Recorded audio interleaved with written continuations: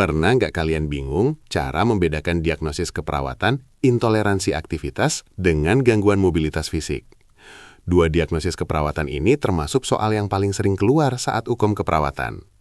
Nah, kali ini saya mau bahas tentang cara membedakan dua diagnosis keperawatan ini biar kalian nggak bingung. By the way, saya sambil makan ya. Ini lokasinya di rumah makan vegetarian Berkah Kita Singkawang. Kita mulai dengan intoleransi aktivitas. Intoleransi aktivitas didefinisikan sebagai ketidakcukupan energi untuk melakukan aktivitas sehari-hari. Menurut SDKI, penyebabnya ada 5, yaitu ketidakseimbangan antara suplai dan kebutuhan oksigen, tirah baring, kelemahan, imobilitas, dan gaya hidup monoton. Kata kunci untuk mengangkat diagnosis ini adalah energi. Pasien sebenarnya bisa bergerak, tapi badannya nggak kuat karena kekurangan suplai oksigen atau energi. Tanda mayornya, cek respon fisiologisnya. Pasien mengeluh lelah dan saat beraktivitas, frekuensi nadi meningkat lebih dari 20% dari keadaan istirahat.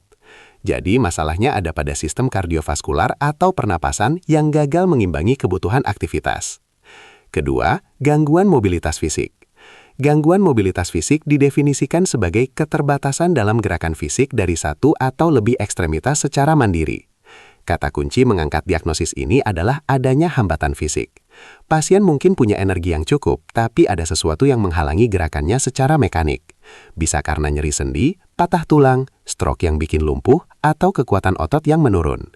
Tanda mayor dapat dilihat dari rentang gerak, ROM, menurun, sendi kaku, atau gerakan jadi terbatas. Jadi ini masalahnya pada alat gerak baik itu tulang atau otot yang tidak bisa digerakkan secara fisik. Berikut tips memilih diagnosis yang tepat. Kalau pasien sesak napas saat jalan, pilih intoleransi. Jika ada data nadi atau napas meningkat tajam setelah pasien bergerak sedikit saja, pilih intoleransi aktivitas.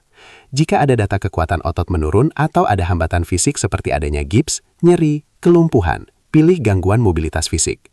Kalau pasien nggak bisa jalan karena kakinya lumpuh, pilih gangguan mobilitas. Jadi sudah paham ya nurse? Semangat belajar and semangat kompeten. Pasti lulus UKOM.